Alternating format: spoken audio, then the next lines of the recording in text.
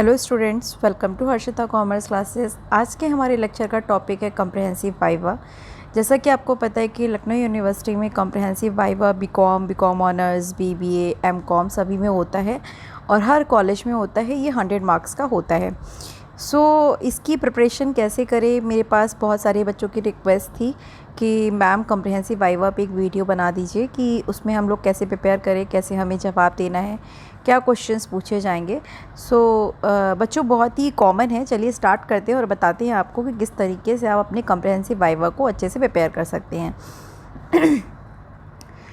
तो सबसे पहला जो क्वेश्चन आपसे पूछा जाता है, सबसे पहले तो आप अपना इंट्रोडक्शन दीजिए।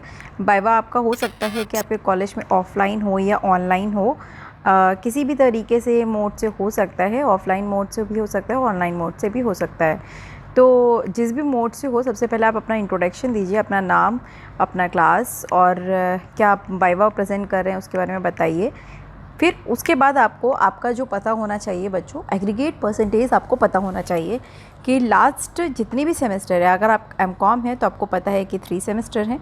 अगर आप बीकॉम में हैं या बीकॉम ऑनर्स में हैं या बीकॉम में हैं सिंपल या फिर बीबीए में हैं, तो आपको पता है कि आपके 5 सेमेस्टर आप दे चुके हैं।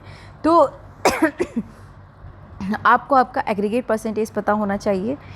What is your last semester percentage, आपके लास्ट सेमेस्टर में क्या परसेंटेज आया, आपको ये पता होना चाहिए। अगर आपका लास्ट सेमेस्टर एग्ज़ाम नहीं हुआ है, प्रमोट हुए हैं, तो आप वो बता सकते हैं क्या सर लास्ट सेमेस्टर में हम प्रमोट हुए हैं।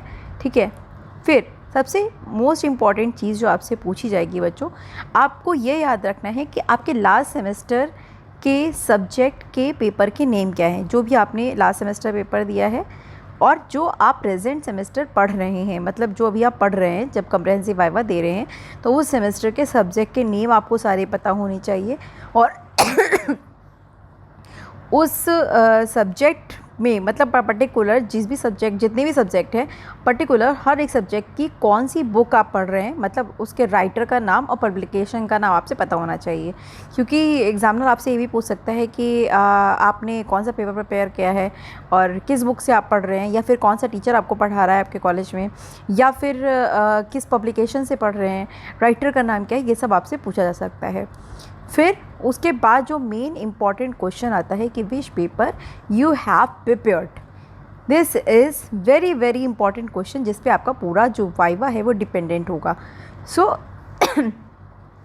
आपके जो भी सेमेस्टर आप देने जा रहे हैं, मतलब 4 सेमेस्टर, अगर आप एमकॉम में हैं तो 4 सेमेस्टर देंगे, अगर आप बीकॉम ऑनर्स या फिर बीबीए में हैं तो आप 6 सेमेस्टर देंगे।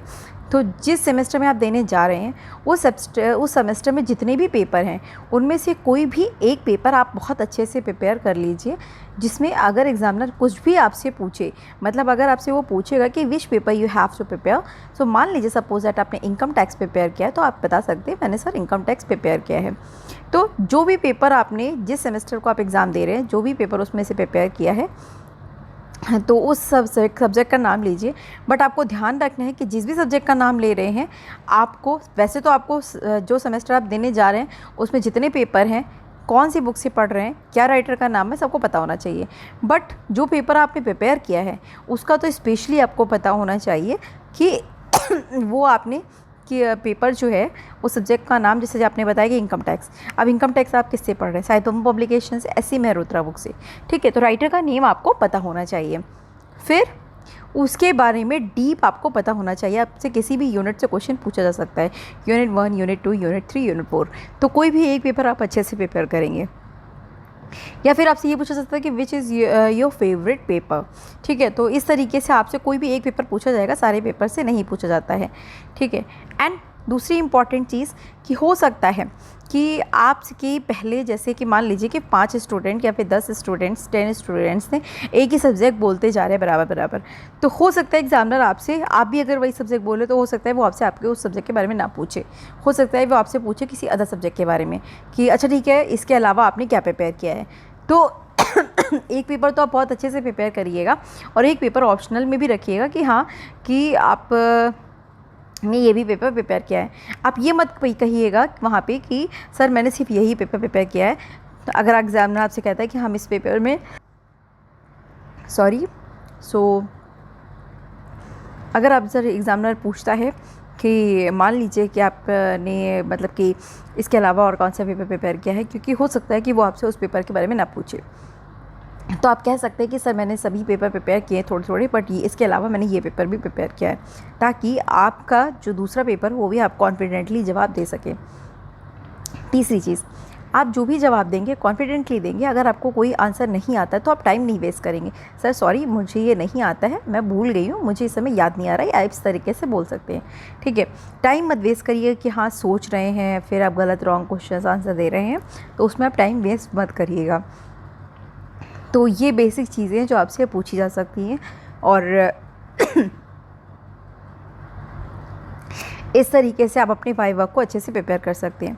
अगर इसके अलावा भी आपको लगता है जो भी इम्पॉर्टेंट चीज़ें हैं वो मैंने आपको डिस्कस करके बता दिया। बहुत सी बेसिक चीज़ें पूछी जाती हैं, और हो सकता है कि आपको 5 से 5 ही मिनट का समय देते हैं, वैसे ज़्यादा नहीं देते हैं। अगर आप बहुत अच्छा बता रहे हैं तो हो सकता है आपको ज़्यादा टाइम दें, बट मैक्सिमम एक स्टूडेंट पर ज़्यादा टाइम नहीं देते हैं। तो आप इस तरीके से प्रिपेयर कर सकते हैं। इसके अलावा भी अगर आपकी कोई क्वेरी है तो कमेंट में मेंशन कर सकते हैं, और आपके एग्ज़ाम्स आने वाले हैं ये मुझे पता है। सो मैं कोशिश करूँगी कि 1 बाय 1 मैं सब्जेक्ट पे वीडियो बनाऊँ और अपलोड करूँ। सो आप अपने सब्जेक्ट जो भी टफ़ पेपर हैं सबसे पहले वो पेपर जो है वो कमेंट बॉक्स में मेंशन कर दीजिएगा। तो मैं कोशिश करूँगी सबसे पहले आपका जो टफ़ पेपर है उस पर मैं सारे MCQs के वीडियो बनाऊँ और अपलोड करूँ, ताकि आपकी प्रिपरेशन होती रहे। इसके अलावा स्टूडेंट्स मैं एक चीज़ कहना चाहूँगी कि बीकॉम के जो पेपर्स हैं उसमें काफ़ी हद तक मेरे जो वीडियोज़ हैं वो अपलोडेड हैं। इनकम टैक्स जो एक ऐसा सब्जेक्ट है जो कि उसमें हमेशा चेंजेस होते रहते हैं। तो जो अभी मेरी वीडियोज़ अपलोड हैं वो असेसमेंट ईयर 1920 के अकॉर्डिंग अपलोडेड है। अब जो असेसमेंट ईयर है वो 2020-21 है। सो कुछ क्वेश्चंस ऐसे हैं जैसे कि आपको पता ही होगा, आप लोग पढ़ रहे हैं कोर्स, कि इनकम टैक्स स्लैब वो चेंज हो गया है या फिर बहुत सारी चीज़ें हैं जो थोड़ी बहुत चेंज हुई हैं। तो मैं ये नहीं कह रही हूँ कि वो सारी वीडियोस बेकार हैं। कुछ क्वेश्चंस में आपको लगेगा कि आंसर रॉन्ग है, बिकॉज हो सकता है कि उसमें जो आंसर है वो चेंज हो गया हो, अब वो चीज़ें चेंज हो गई हों। तो अगर आपको लगता है कि कोई आंसर जो है वो गलत है, गलत नहीं होगा, क्योंकि हो सकता है कि अब उसमें चेंज आ गया, इनकम टैक्स स्लैब जैसे चेंज हो गया, तो इनकम टैक्स स्लैब के जो क्वेश्चंस होंगे वो उसके आंसर आपको रॉन्ग लगेंगे। बाकी मोस्टली जो क्वेश्चंस हैं वो आपके बहुत अच्छे हैं, वो वीडियोस मेरे अपलोडेड है, काफ़ी वीडियो अपलोड है इनकम टैक्स पे, तो आप उसको पढ़ सकते हैं। ABS के वीडियो अपलोड है, इंश्योरेंस के अपलोड है, ऑडिट के अपलोड है, काफ़ी पेपर्स के अपलोड हैं। जिस पेपर के अपलोड नहीं है मैं कोशिश करूँगी उसको अपलोड कर दूँ, बट फिर भी आप लोग कमेंट में मेंशन कर दीजिएगा कि किस पेपर का वीडियो या किस टॉपिक का वीडियो सबसे पहले चाहते हैं। आज के लिए इतना ही। अगर आपकी कोई क्वेरी है तो कमेंट में मेंशन करिए। इस वीडियो को ज़्यादा से ज़्यादा शेयर करिए, लाइक करिए एंड सब्सक्राइब करिए, ताकि और भी स्टूडेंट्स अपने वाइवा को अच्छे से प्रिपेयर करें। Thank you students.